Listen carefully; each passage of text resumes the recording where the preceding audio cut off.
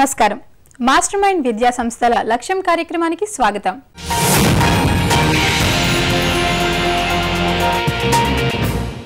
Inter BiPC విద్యార్థుల చాలా మంది లక్ష్యం డాక్టర్ కావటం. అందుకు ఎదుర్కోవాల్సిన ప్రవేశ పరీక్ష ఎంసెట్, దాంతో పాటు నీట్ పరీక్ష రాయాల్సిన పరిస్థితి. ఈ సమయంలో బైపీసీ విద్యార్థులు అనుసరించాల్సిన వ్యూహం ఏమిటి? రెండు పరీక్షలు రాయాల్సిన నేపథ్యంలో ఎలాంటి ప్రణాళికతో సిద్ధంగా ఉండాలి, ముఖ్యంగా ఎలాంటి దృక్పథంతో పరీక్ష రాయాలి వంటి అంశాలపై నిపుణుల సూచనలు, సలహాలు ఇవాల్టి గమ్యంలో తెలుసుకుందాం.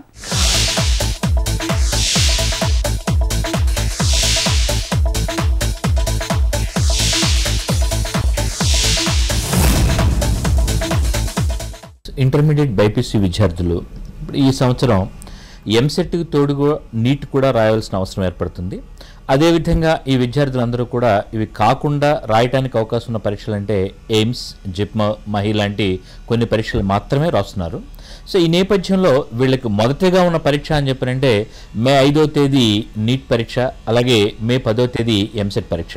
ఎంసెట్ విభాగంలో ఉన్న బాటనీ, జువాలజీ కూడా తరోగానే చేస్తుంటారు. సో ఇంకా అదనంగా చూసుకోవాల్సింది మే 5వ తేదీనే నీట్ పరీక్ష జరుగుతుంది కాబట్టి దానికి సంబంధించిన బాటనీ, జువాలజీ మీద కొంచెం ఈ సమయంలో ఫోకస్ వీలైనంత ఎక్కువగా చేసుకోవాల్సిన అవసరం ఉంటుంది. అయితే ఈ ఫోకస్లో కూడా విద్యార్థి దేన్ని లిమిట్ చేసుకుంటే సరిపోతుంది అని చూసుకుంటే మనకి అంటే మన ఆంధ్రప్రదేశ్ సిలబస్కి అలాగే జాతీయ స్థాయి సిలబస్ అయిన ఈ నీట్ సిలబస్కి తేడా ఏంటి అని చెప్పని అన్నప్పుడు ఈ బయాలజీలో కేవలం 5 చాప్టర్స్ మాత్రం ఉన్నాయి. బయాలజీ అంటే బాటనీ, జువాలజీ కలిపి. కానీ మనకి ఎంసెట్ సిలబస్లోకి వచ్చేటప్పటికి బాటనీ వేరు, జువాలజీ వేరు కాబట్టి సిలబస్ కాంపనెంట్ చాలా ఎక్కువ ఉంది. అంటే మన ఎంసెట్కి 100% సిలబస్ ఉంది అని అనుకుంటే ఈ నీట్ పరీక్షకి ఉన్నది కేవలం 40% సిలబస్ మాత్రమే. కాబట్టి విద్యార్థులు ఇప్పటి నుండి ఒక వారం రోజులైనా సరే ఆ నీట్ పరీక్షకు సంబంధించి పూర్తిగా బాటనీ, జువాలజీ మీద దృష్టి కేంద్రీకరించగలిగితే అది కంప్లీట్ చేసుకోవడానికి అవకాశం ఉంటుంది.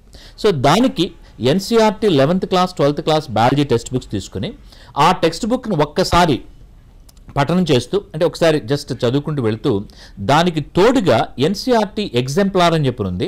సో ఎన్సీఆర్టీ ఎగ్జాంప్లార్ అని చెప్పారంటే మనకి తెలుగు అకాడమీ బిడ్ బ్యాంక్ లాగా అని అనుకోవచ్చు మనం. సో ఆ ఎగ్జాంప్లార్లో ఉన్న క్వశ్చన్స్ అది డిఫరెంట్ మోడల్స్ కూడా ఉన్నాయి కాబట్టి ఆ క్వశ్చన్స్ అన్నీ కూడా ఒకసారి తరోగా చేసుకుంటూ వెళ్ళగలిగితే ఈ వారం రోజుల్లో బాటనీ, జువాలజీ తరోగా పూర్తి చేసుకునే అవకాశం ఉంటుంది. అలాగే మే 5వ తేదీ జరిగే నీట్ పరీక్షలో వాళ్ళకి బయాలజీ, ఫిజిక్స్, కెమిస్ట్రీ ఈ 3 పరీక్షల్లో కూడా సబ్జెక్ట్ మినిమం లేదా సబ్జెక్ట్ కట్ ఆఫ్ అనేది ఉంది. అంటే మన ఎంసెట్ విభాగంలో అయితే 2 పరీక్షల మీద బాగా ఫోకస్ చేసి ఒకదాన్ని మనం వదిలిపెట్టినా ఎంసెట్లో సీట్ తెచ్చుకోవడానికి అవకాశం ఉంది. అంటే ఇప్పుడు ఉదాహరణకి గతంలో కొంతమంది విద్యార్థులు బయాలజీలో 80 మార్కులకి 78 మార్కులు తెచ్చుకుని, కెమిస్ట్రీలో 40 మార్కులకు 32 మార్కులు తెచ్చుకుని, ఫిజిక్స్లో 3 మార్కులు 5 మార్కులు తెచ్చుకుని కూడా సీట్ సాధించిన సందర్భాలు ఉన్నాయి. అయితే అదే విధంగా నీట్లో చేసుకోవడానికి అవకాశం లేదు. కారణం ఏంటంటే నీట్లో సబ్జెక్ట్ మినిమం అంటూ ఉంది కాబట్టి అందువల్ల ఇటు బయాలజీ తీసుకున్నా, ఫిజిక్స్ తీసుకున్నా, కెమిస్ట్రీ తీసుకున్నా కనీసం కొంతవరకైనా చేయడానికి అలవాటు చేసుకోవాలి. అంటే ఎన్ని మార్కులు వస్తే ఈ నీట్లో పరీక్ష సీట్ రావడానికి అవకాశం ఉంది అని అంటే నీట్ పరీక్ష పరంగా నెగిటివ్ మార్కింగ్ ఉంది కాబట్టి బయాలజీ విద్యార్థులు బాగా జాగ్రత్త పడాల్సిన అవసరం ఉంది. ఎందుకంటే ఎంపీసీ విద్యార్థులకు ఎప్పుడు కూడా వాళ్ళు జూనియర్ ఇంటర్మీడియట్ చేరిన మొదటి రోజు నుంచి నెగిటివ్ మార్కింగ్ మీద కొంతవరకు ప్రాక్టీస్ ఉంటుంది. కానీ బయాలజీ విద్యార్థులకు ఇంతవరకు దాని మీద ప్రాక్టీస్ లేదు కాబట్టి ఎక్కువ ఫోకస్ చేసుకోవాల్సింది ఈ నెగిటివ్ మార్క్స్ మీద. ఆ నెగిటివ్ మార్క్స్ జాగ్రత్తగా ఫోకస్ చేసుకుని ఎక్కువ కాకుండా ఉండేట్టుగా జాగ్రత్త పడుతూ వాళ్ళు పరీక్ష 720 మార్కులు జరుగుతుంది కాబట్టి 720 మార్కులకి 500 మార్కుల వరకు తెచ్చుకోగలిగితే ఖచ్చితంగా మంచి మెడికల్ కాలేజీలో చేరే అవకాశం అయితే ఏర్పడుతుంది. సో మరి 500 మార్కులు తెచ్చుకోవడం కష్టతరమైన పని అంటే ఖచ్చితంగా కాదు. కారణం ఏంటంటే బయాలజీ దాంట్లో 360 మార్కులు జరుగుతుంది. 360 మార్కులు జరిగే బయాలజీలో 320 మార్కులు బయాలజీలో, ఇక రిమైనింగ్ ఫిజిక్స్, కెమిస్ట్రీ రెండిట్లో కలిపి 180 మార్కులు. అంటే ఫిజిక్స్లో 100, కెమిస్ట్రీలో 80, లేదా కెమిస్ట్రీలో 100, ఫిజిక్స్లో 80 ఆ విధంగా తెచ్చుకోగలిగితే అంటే ప్రశ్నల రూపంలో మనం తీసుకుంటూ వస్తే బయాలజీ మొత్తం మనకి 45 + 45 90 ప్రశ్నలు ఉంటే 90లో 80 ప్రశ్నలు చేయగలిగితే 80 × 4 320 మార్కులు. అలాగే ఫిజిక్స్లో ఒక 20 ప్రశ్నలు, కెమిస్ట్రీలో 25 ప్రశ్నలు, 45 ప్రశ్నలకు గాను 25 ప్రశ్నలు అంటే దాదాపుగా సగం లేదా సగం లోపు ప్రశ్నలు ఇక్కడ చేయగలిగినా కూడా ఖచ్చితంగా సీట్ తెచ్చుకోవడానికి మంచి ర్యాంక్ సాధించే అవకాశం ఉంటుంది. కాబట్టి ఈ సమయంలో అన్ని సబ్జెక్ట్స్కి సమ ప్రాధాన్యత ఇచ్చి, అయితే ఆ క్రమంలో కొంతవరకు బయాలజీ కొత్తగా ఉంటుంది కాబట్టి ఆ బయాలజీకి కొంత అధిక ప్రాధాన్యత ఇచ్చి చేసుకుంటూ వెళ్ళగలిగితే విద్యార్థులు ఎక్కువగా బెనిఫిట్ అయ్యే అవకాశం ఉంది. అలాగే ఫిజిక్స్ కెమిస్ట్రీ పరంగా పర్టికులర్గా ఫిజిక్స్ తీసుకుంటూ వచ్చినప్పుడు అడ్వాన్స్ లెవెల్ ప్రాబ్లమ్స్ అనే దానికి వాటి జోలికి వెళ్లకుండా, ఎందుకంటే నీట్ పరీక్షలో ప్రశ్నల సంఖ్య పెరిగింది అంటే అర్థం వాటి యొక్క క్వాలిటీ ఖచ్చితంగా తగ్గిందనే మనం తీసుకోవచ్చు. సో ప్రశ్నల సంఖ్య పెరుగుతుంది కాబట్టి ఆ లెవెల్ 1, లెవెల్ 2 ఆ లెవెల్ వరకు ఫిజిక్స్లో ప్రశ్నలు జాగ్రత్తగా ప్రాక్టీస్ చేసుకుంటూ వెళితే నీట్ పరీక్షలో సక్సెస్ అవ్వడానికి అవకాశం ఉంటుంది. ఎప్పుడైతే నీట్ పరీక్ష మే 5వ తేదీ బాగా రాస్తారో ఇంకా అక్కడ నుంచి ఈ 5 రోజుల్లో మళ్ళీ ఎంసెట్ ట్యూన్ అయ్యి ఎంసెట్ పరీక్ష కూడా బ్రహ్మాండంగా రాసుకోవడానికి విద్యార్థులకు అవకాశం ఉంటుంది. ఎందుకంటే మన ఎంసెట్లో కూడా బయాలజీ బాగానే చేస్తున్నారు కాబట్టి పిల్లలందరూ కూడా ఫిజిక్స్ కెమిస్ట్రీ డిసైడింగ్ ఫ్యాక్టర్ అవుతుంది. నీట్ గురించి ఎప్పుడైతే ఈ 2 సబ్జెక్టుల మీద ఎక్కువగా ఫోకస్ చేసి చదివారో అదే సిలబస్ మే 10వ తేదీకి కూడా ఉంటుంది కాబట్టి అందువల్ల ఇదే దృక్పథంతో ఈ మిగిలిన 5 రోజులు కంటిన్యూ చేసుకుంటూ ఒక 5 గ్రాండ్ టెస్ట్ రూపంలో ప్రాక్టీస్ చేసుకుంటూ వెళితే ఖచ్చితంగా బెటర్గా చేసుకునే అవకాశం ఉంటుంది. అయితే ఇప్పుడు మనకి నీట్ పరీక్షలో సుమారుగా 180 ప్రశ్నలు ఉంటాయి అంటున్నాము. సో ఎంసెట్లో అయితే 160 ప్రశ్నలు కాబట్టి అంటే ఏ పరీక్ష తీసుకున్నా ప్రశ్నల సంఖ్య ఎక్కువగానే ఉంది కాబట్టి విద్యార్థి జాగ్రత్తగా ప్రాక్టీస్ చేయాల్సింది స్పీడ్ అండ్ అక్యురసీ. సో వీలైనంత ఎక్కువ ప్రశ్నల్ని వీలైనంత తక్కువ కాలంలో ఖచ్చితత్వంతో చేయాలి. అంటే నీట్ పరీక్షలో నెగిటివ్ మార్కింగ్ కూడా ఉంది కాబట్టి పొరపాటును కూడా తప్పు పెట్టకుండా జాగ్రత్తగా అది ప్రాక్టీస్ చేసుకురావాలి. అది ఎప్పుడు వీలవుతుంది అని చెప్పనంటే వీలైనన్ని ఎక్కువ సార్లు అదే కాన్సెప్ట్ని చదువుకుంటూ రాగలిగితే విద్యార్థి స్పీడ్ అండ్ అక్యురసీ రెండు కూడా పెంచుకునే అవకాశాలు అయితే ఉంటాయి. సో ఆ యాంగిల్లో కొంచెం జాగ్రత్తగా మే 5వ తేదీ నీట్ పరీక్షకి జాగ్రత్తగా ప్లాన్ చేసుకుని ఇప్పటి నుంచి మొదటి పరీక్ష అది అన్నదాంతో మొదటిగా ఈ బయాలజీ సిలబస్ పూర్తి చేసుకుని దానికి సంబంధించి grand test at least 3-4 grand test complete చేసుకుంటే మే 5వ తేదీ నీట్ పరీక్ష అయిపోతుంది. అక్కడ నుండి మిగిలిన 5 రోజులు కూడా ఓన్లీ ఎంసెట్ గ్రాండ్ టెస్ట్ రూపంలో ప్రాక్టీస్ చేయటం. అయితే విద్యార్థులు అందరూ గమనించాల్సింది మేము ఇప్పుడు నీట్ మీదే ఎక్కువ దృష్టి పెట్టాలా లేక ఎంసెట్ మీద ఎక్కువ దృష్టి పెట్టాలంటే మా ఉద్దేశం 2 పరీక్షల మేకి సమ ప్రాధాన్యత ఇచ్చి పూర్తి చేసుకోవాలి. ఎందుకంటే ఇంతవరకు సుప్రీంకోర్టు నుంచి ఎటువంటి ఉత్తర్వులు లేవు కాబట్టి రేపు అడ్మిషన్ ప్రక్రియలో మనకి నీట్ ఆధారంగా అడ్మిషన్స్ చేస్తానంటారా లేక ఎంసెట్ ఆధారంగా అడ్మిషన్ చేస్తారనేది అది స్పష్టత రాలేదు కాబట్టి ఖచ్చితంగా 2 పరీక్షలకి సమ ప్రాధాన్యత ఇచ్చి వర్క్ చేసుకోగలిగినప్పుడు ఏ పరీక్షకి ప్రాధాన్యత తీసుకున్నా విద్యార్థి ఎటువంటి కంగారు పడకుండా సో హ్యాపీగా లైఫ్ లీడ్ చేసుకోవడానికి అవకాశం ఉంటుంది. పేదరికం వారికి పాఠాలు నేర్పింది, సాధించాలన్న తపన వారిని గమ్యం వైపు నడిపించింది. ఉపాధ్యాయుల సహకారం, తల్లిదండ్రుల ప్రోత్సాహం ఆ విద్యా కుసుమాలను మార్కులతో మెరిసేలా చేసింది.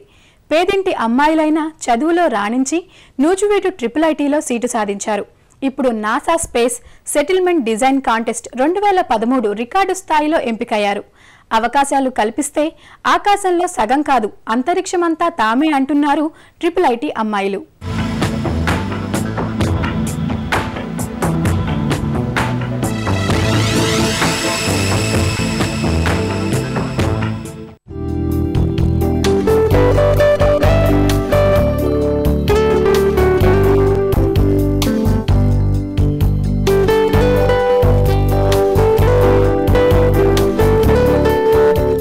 రెక్కాడితే కాని డొక్కాడని కుటుంబాలు కొన్ని.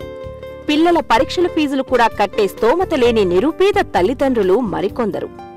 కార్పొరేట్ స్కూళ్ల ఊహైనా చేయలేని మధ్యతరగతి కుటుంబాలు మరికొన్ని.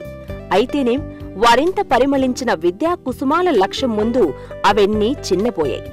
10వ తరగతి పరీక్షల్లో అద్భుత ప్రతిభతో అత్యధిక మార్కులు సాధించిన ఆ విద్యార్థులకు నూజివీడు IIIT స్వాగతం పలికింది. ప్రోత్సాహం, అవకాశాలు ఉంటే దేన్నైనా సాధించే తపన ఉన్న ఆ విద్యా కుసుమాలను IIIT మరింత పరిమళింపచేసింది. నాసా పోటీలో విజేతలుగా నిలిపింది. బయట కాలేజెస్ చదివినప్పుడు టెక్స్ట్ బుక్స్ లిమిటెడ్ మాకు సోర్స్ ఉంటుంది, కానీ ఇక్కడ మాకు నెట్ ప్రొవైడ్ చేయడం వల్ల మా సోర్స్ అనేది చాలా మేము వెతికే సబ్జెక్ట్ అనేది చాలా వైడ్గా ఉంటుంది. కాబట్టి మేము ఫర్దర్గా ప్రాజెక్ట్స్ చేయడానికి కానీ మా క్రియేటివిటీని పెంచుకోవడానికి కానీ మాకు అవకాశం ఇక్కడ కల్పించడం అనేది జరుగుతుంది. మా అకాడమిక్ సిలబస్తో పాటు మాకు ఏవైతే అవైలబిలిటీ ఉన్నాయో ఆ క్రియేటివ్ థాట్స్ మేము ఇంప్రూవ్ చేసుకోవడం జరుగుతుంది. దీనిలో భాగంగా ఈ నాసా ప్రాజెక్ట్స్ చేయడం జరిగింది. ఈ సుమారు 14 ప్రాజెక్ట్స్ సెలెక్ట్ అవ్వడం జరిగింది. మేము చాలా ఆనందంగా ఫీల్ అవుతున్నాము. భారతదేశం నుంచే కనీసం 1,00,000 ప్రాజెక్ట్స్ వెళ్ళి దాంట్లో మాది మొదటి స్థానం ఉంది. ప్రపంచవ్యాప్తంగా ఇలా ఎన్నో ప్రాజెక్ట్స్ చేశారు, కానీ ప్రపంచ స్థాయిలో అందరితో పోటీ పడి నేను మొదటి స్థానంలో నిలిచాను. ఈ ప్రాజెక్ట్ వల్ల నాకు చాలా ఆత్మస్థైర్యం కూడా పెరిగింది. IIITలో కూడా నాసాకి 33 ప్రాజెక్టులు చేస్తే 29 మెంబర్స్ కావాల్సి ఉన్నారు. ఇది చాలా గర్వకారణం. భవిష్యత్తులో అధిక జనాభా, వసతుల లేమి, కాలుష్యం కారణంగా భూతలంపై నివాసం కష్టతరం కానున్న నేపథ్యంలో ప్రత్యామ్నాయంగా ప్రపంచ సృష్టికి నాసా కృషి చేస్తోంది. దీనికై యువత మేధా సంపత్తిని పరీక్షించి మానవ మనుగడను పరీక్షించడానికి ప్రతి సంవత్సరం నాసా యాజమాన్యం స్పేస్ సెటిల్మెంట్ కాంటెస్ట్ నిర్వహిస్తోంది. NASA space settlement design contest 2013 పోటీల్లో నూజివీడు IIIT విద్యార్థినులు చరిత్ర సృష్టించారు. 14 ప్రాజెక్టులు సమర్పించి మొత్తం 36 మంది విద్యార్థులు నాసా వెళ్లేందుకు అర్హత సాధించారు. వారిలో 29 మంది విద్యార్థినులే ఉన్నారు. 5 కలిసి చేశాము ఈ ప్రాజెక్ట్ని. 5 కూడా అమ్మాయిలమే. మా ఉపాధ్యాయులు అందరూ మమ్మల్ని తగిన విధంగా ప్రోత్సహించడం మూలంగానే మాది అంతర్జాతీయ స్థాయిలో ఇలా నిలబడిందని నేను అనుకుంటున్నాను. అవకాశం వస్తే ఏదైనా సాధించగలరు అనేది ఇక్కడే రుజువైంది. I did the project called Kosala. It's really glad that our project has got selected worldwide, and we would like to thank firstly our institution, our university who cooperated with us. అమ్మాయిలు కూడా ప్రతి రంగంలోనూ అబ్బాయిలతో ధీటుగా పనిచేస్తున్నారు. అన్ని రంగాల్లోనూ వాళ్ళే లీడ్ చేస్తున్నారు. అమ్మాయిలు ప్రతి స్థానంలోనూ ఉంటున్నారు. ప్రతి వనరులను వాళ్ళు వినియోగించుకుంటారు. నాసా ప్రాజెక్ట్ మేము సెలెక్ట్ అవ్వడం చాలా గర్వంగా ఉంది, చాలా ఆనందంగా ఉంది. ఇది మేము మా సీనియర్స్ ఇన్స్పిరేషన్తో అలాగే మా టీచర్స్ యొక్క ఇన్స్పిరేషన్తో చేశాము. మొదటి నుంచి IIIT నుంచి నాసాకు పోటీ పడిన వారిలో విద్యార్థినులే అధికం. అయితే ఆర్థిక సమస్యల కారణంగా అవకాశం వచ్చి నాసాకు వెళ్లలేకపోయారు. కొంతమంది దాతల సహకారంతో నాసాకు వెళ్లారు. నాసా పోటీలో ఎంపికైన అమ్మాయిలు ప్రోత్సాహం, అవకాశాలు కల్పిస్తే ఎంతటి లక్ష్యాన్నైనా సాధిస్తామంటున్నారు. నేటి తరానికి స్ఫూర్తిగా నిలుస్తున్నారు.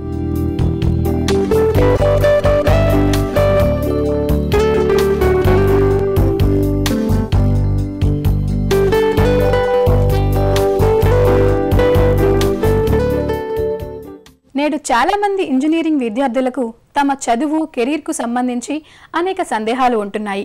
ముఖ్యంగా ఉద్యోగ అవకాశాలు, సాఫ్ట్ స్కిల్స్లో అనేక సందేహాలు వ్యక్తం చేస్తున్నారు. అలాంటి విద్యార్థుల ప్రశ్నలకు నిపుణుల సమాధానాలు ఇప్పుడు తెలుసుకుందాం.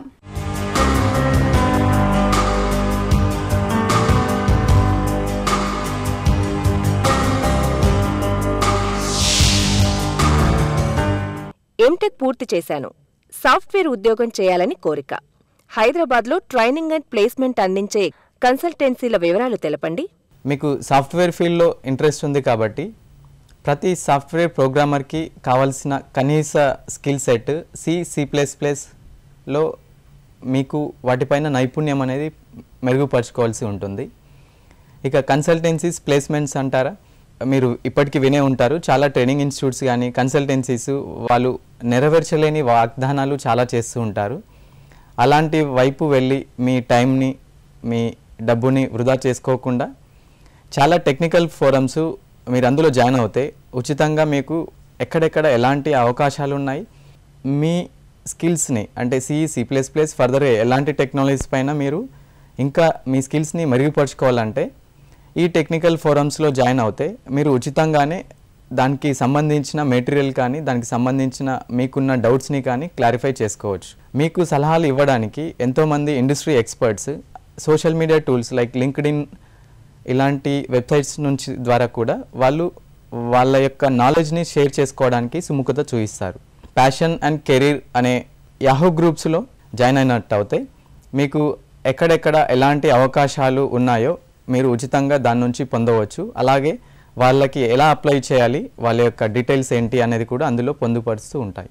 మీరు ఎంటెక్ ఆల్రెడీ పూర్తి చేశారు కాబట్టి మీరు మొదటగా ఏ కంపెనీలో జాయిన్ అయినా కూడా యాజ్ ఏ ట్రైనీ ప్రోగ్రామర్గా మీ భవిష్యత్తును మొదలుపెట్టి తద్వారా మీరు ఒక లీడ్ పొజిషన్కి దాని నుంచి ఒక ప్రాజెక్ట్ని టేకప్ చేసి మీరు ఆ ప్రాజెక్ట్ని ఓల్ అండ్ సోల్ రెస్పాన్సిబుల్గా తీసుకొని మీకు ఇంట్రెస్ట్ ఉంటే ఇక ఫర్దర్గా మీ ఓన్ ఆర్గనైజేషన్ కూడా పెట్టవచ్చు. మీరు ఓన్ బిజినెస్ కూడా స్టార్ట్ చేయొచ్చు. అది IT related software programming, web designing, testing, లేదంటే కామర్స్ ఇలాంటి వాటిలో కూడా మీరు మీ ఓన్ ఆర్గనైజేషన్ కూడా మీరు స్టార్ట్ చేసుకోవచ్చు. బీటెక్ పూర్తి చేశాను, మంచి మార్కులొచ్చాయి, కానీ ఇంగ్లీష్లో కమ్యూనికేట్ చేయలేకపోతున్నాను. ఇంగ్లీష్ త్వరగా ఎలా నేర్చుకోవాలి? ఇలాంటి సమస్యను ఇప్పుడు మనము చాలామంది విద్యార్థుల్లో చూస్తున్నాము. ఇంగ్లీషు కమ్యూనికేషన్ ఒకటే అనే భావన చాలామందిలో ఉంటుంది. ఇంగ్లీష్ అన్నది ఒక భాష, అంటే ఆ భాషని ఉపయోగిస్తూ మన యొక్క స్కిల్ని ఎదుటి వాళ్ళకి చెప్పడం, వాళ్ళకి అర్థమయ్యేలా చెప్పడం అనేది కమ్యూనికేషన్. ఇంగ్లీష్ రాదనో కమ్యూనికేషన్ స్కిల్స్ సరిగా లేవనో దిగులు పడాల్సిన అవసరమే లేదు. మీ యొక్క స్కిల్ మీద మీరు ఫోకస్ చేయండి. ఏదైతే మీకు టాలెంట్ ఉంటుందో దానిపైన మీరు ఏ భాష అయినా సరే ఆ భాషలో వాళ్ళకి వ్యక్తపరచవచ్చు. కాకపోతే ఇంగ్లీష్ అనేది సర్వసాధారణంగా ప్రపంచమంతా యూజ్ చేసే భాష కాబట్టి మీరు దాన్ని ఫర్దర్గా ఇంప్రూవ్ చేసుకోవాలంటే మీరు ఏ స్పోకెన్ ఇంగ్లీష్ కానీ ఎలాంటి ఇన్స్టిట్యూట్లో జాయిన్ అవ్వాల్సిన అవసరం లేదు.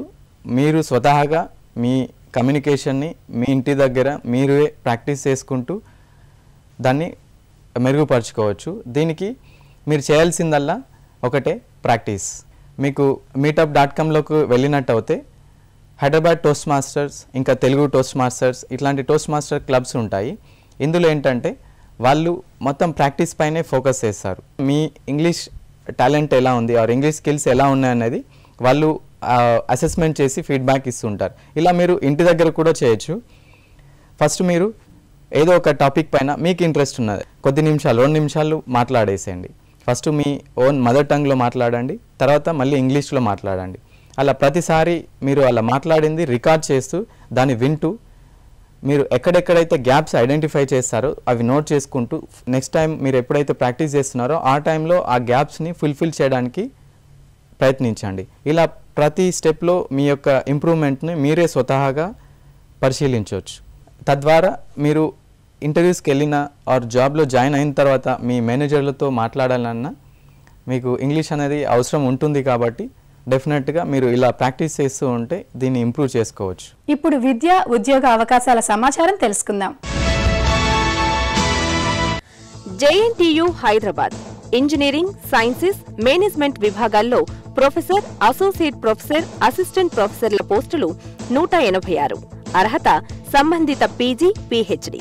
చివరి తేదీ April 30. Steel authority of India limited attendant come technician, operator come technician పోస్టులు 605.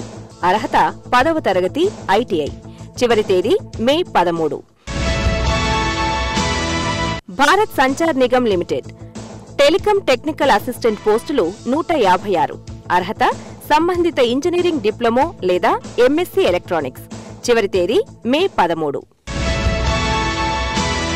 Indo Tibetan border police force పలు విభాగాల్లో సబ్ ఇన్స్పెక్టర్, కానిస్టేబుల్ పోస్టులు 457. అర్హత 10th ITI civil engineering diploma. చివరి తేదీ April 22. Diet set 2013 diploma in education కోర్సులో ప్రవేశానికి నిర్వహించే డైట్ సెట్ నోటిఫికేషన్ విడుదల. అర్హత ఇంటర్మీడియట్. ఆన్లైన్ దరఖాస్తు చివరి తేదీ April 26. LP set 2013 Telugu, Hindi, Urdu Pandit training కోర్సుల్లో ప్రవేశానికి నిర్వహించే ఎల్పీ సెట్ నోటిఫికేషన్ విడుదల. అర్హత సంబంధిత డిగ్రీలో లిటరేచర్. ఆన్లైన్ దరఖాస్తు చివరి తేదీ ఏప్రిల్ 26. ద్రవిడియన్ విశ్వవిద్యాలయం సెట్ 2013 పీజీ, సర్టిఫికేట్, డిప్లొమా కోర్సుల్లో ప్రవేశానికి నిర్వహించే డియూ సెట్ నోటిఫికేషన్ విడుదల. అర్హత డిగ్రీ. చివరి తేదీ ఏప్రిల్ 29. సింహపురి విశ్వవిద్యాలయం SET 2013 MA, MCom, MSc, MEd, MSW, PG కోర్సుల్లో ప్రవేశానికి నిర్వహించే సెట్ నోటిఫికేషన్ విడుదల. అర్హత డిగ్రీ. చివరి తేదీ ఏప్రిల్ 27. ప్రతిభ మరిన్ని విద్య, ఉద్యోగాల సమాచారం, పోటీ పరీక్షల model papers, bit banks, career guidance కోసం www.eenadupratibha.net చూడండి. వచ్చే వారం మరిన్ని అంశాలతో మళ్ళీ కలుద్దాం. అంతవరకు సెలవు. నమస్కారం.